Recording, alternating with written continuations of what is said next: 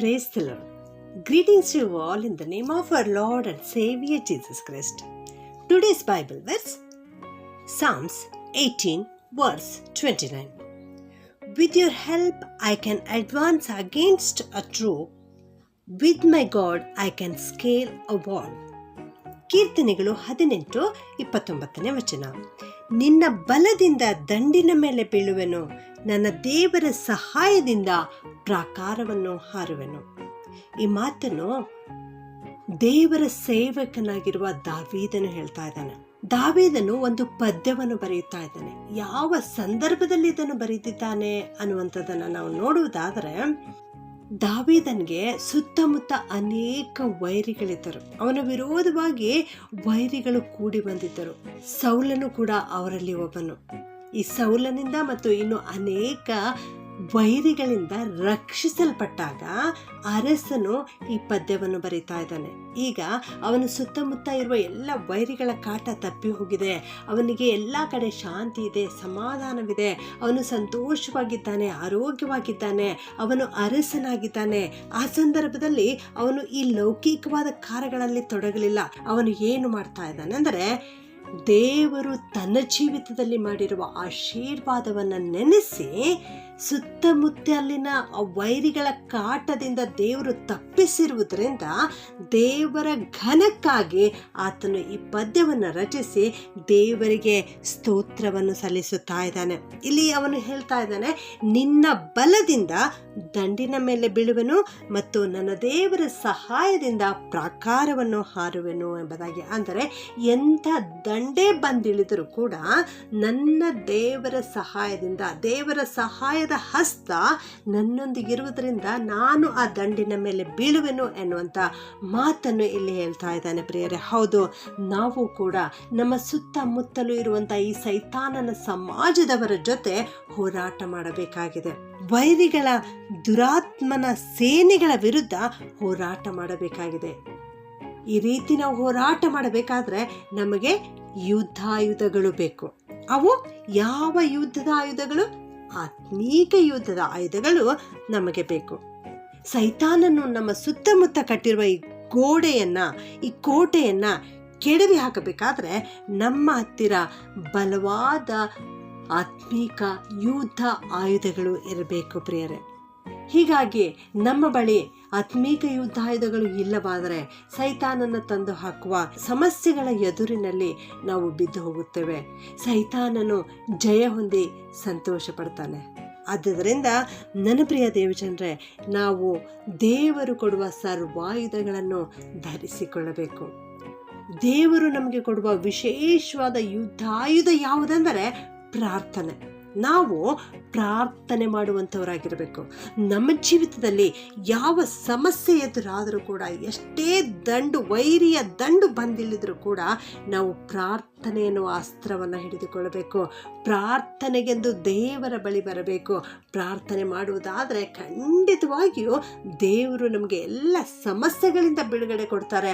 ಆ ವೈರಿಯ ಕುತಂತ್ರದಿಂದಲೂ ಬಿಡುಗಡೆ ಕೊಡ್ತಾರೆ. ಸೈತಾನನ ಕಾರ್ಯಗಳೆಲ್ಲವನ್ನು ಲಯ ಮಾಡುತ್ತಾರೆ. ಅಂದು ಆ ಇಸ್ರಾಯೇಲ್ಗೆ ವಿರೋಧವಾಗಿ ಗೊಲಿಯಾತನು ಬಂದು ಇಸ್ರಾಯೇಲ್ ದೇವರಾದ ಯೆಹೋವನನ್ನು ಹೀಯಾಳಿಸುತ್ತಾ ಇದ್ದನು.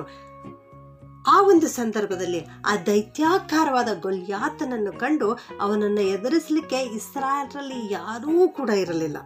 ಇಸ್ರಾಯೇಲರ ಅರಸನಾಗಿರ್ತಕ್ಕಂಥ ಸೌಲನಿಗೂ ಆ ಧೈರ್ಯವಿರಲಿಲ್ಲ. ಆ ಇಸ್ರಾಯೇಲರ ಸೈನಿಕರ ದಳಪತಿಗೂ ಸೇನಾಪತಿಗೂ ಕೂಡ ಧೈರ್ಯ ಇರಲಿಲ್ಲ.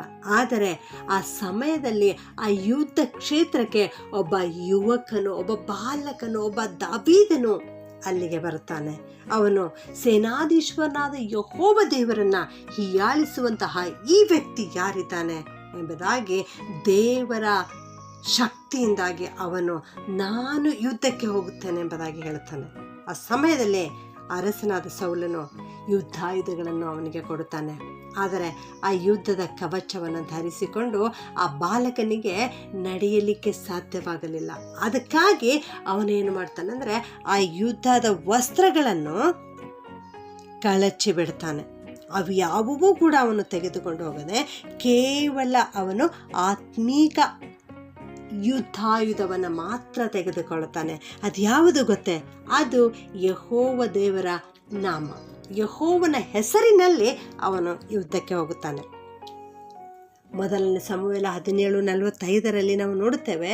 ಅಲ್ಲಿ ದಾವೀದನು ಆ ಗೊಲ್ಯಾತನಿಗೆ ಹೇಳ್ತಾ ಇದ್ದಾನೆ, ನೀನು ಈಟಿ, ಕತ್ತಿ, ಬರ್ಜಿಗಳೊಡನೆ ನನ್ನ ಬಳಿಗೆ ಬರ್ತಾ ಇದ್ದಿ, ಆದರೆ ನಾನು ಯಾವುದನ್ನು ತೆಗೆದುಕೊಂಡು ಬರ್ತಾ ಇದ್ದೇನೆ ಅಂದರೆ, ನೀನು ಹೀಯಾಳಿಸ್ತಾ ಇದೆಯಲ್ಲ, ಆ ಸೇನಾಧೀಶ್ವರನಾದ ಯೆಹೋವನ ನಾಮದೊಡನೆ ನಿನ್ನ ಬಳಿಗೆ ಬರ್ತೇನೆ ಎಂಬುದಾಗಿ ಹೇಳ್ತಾನೆ.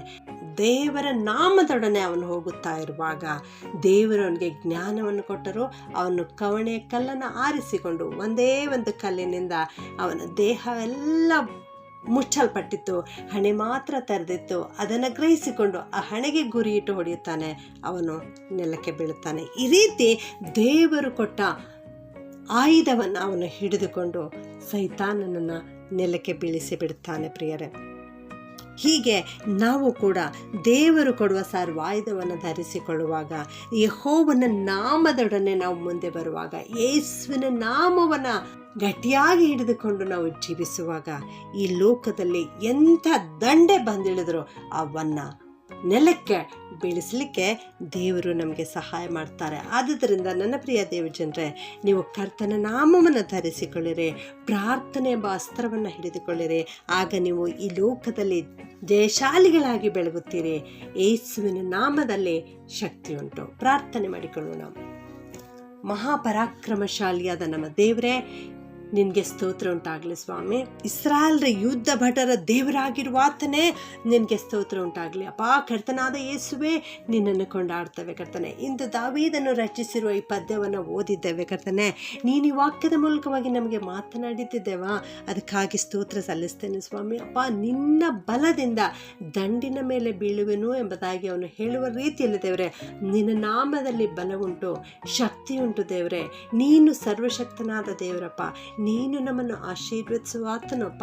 ಅದಕ್ಕಾಗಿ ಸ್ತೋತ್ರ. ಈ ವಾಕ್ಯವನ್ನು ಕೇಳಿಸಿಕೊಳ್ಳುತ್ತಿರುವ ಪ್ರತಿಯೊಬ್ಬೊಬ್ಬರನ್ನು ಆಶೀರ್ವಾದ ಮಾಡು ಸ್ವಾಮಿ. ಇವರ ಮೇಲೆಯೂ ಕೂಡ ಅನೇಕ ವೈರಿಗಳು ಬೀಳ್ತಾ ಇದ್ದಾರೆ ಕರ್ತನೆ. ಆ ಸಂದರ್ಭದಲ್ಲಿ ಇವರು ಕಂಗಾಲಾಗಿ ಹೋಗಿದ್ದಾರೆ ಸ್ವಾಮಿ.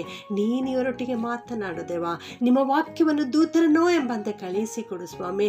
ನಿನ್ನ ವಾಕ್ಯದ ಮೂಲಕವಾಗಿ ಇವರಿಗೆ ಮಾತನಾಡು, ಇವರಿಗೆ ಧೈರ್ಯವನ್ನು ಕೊಡು. ಇವರು ಪ್ರಾರ್ಥನಾ ವೀರರಾಗಲಿಕ್ಕಾಗುವಂತೆ ಸಹಾಯ ಮಾಡಪ್ಪ. ಯೇಸುವೆ, ನಿನ್ನ ನಾಮವನ್ನು ಇವರು ಧರಿಸಿಕೊಂಡು ಈ ಲೋಕದಲ್ಲಿ ಜಯಶಾಲಿಗಳಾಗಿ ಬೆಳಗಲಿಕ್ಕೆ ಕೃಪೆ ಮಾಡಬೇಕಾಗಿ ಯೇಸುವಿನ ನಾಮದಲ್ಲಿ ಪ್ರಾರ್ಥಿಸಿ ಬೇಡುತ್ತೇನೆ ತಂದೆಯೇ. ಆಮೆನ್.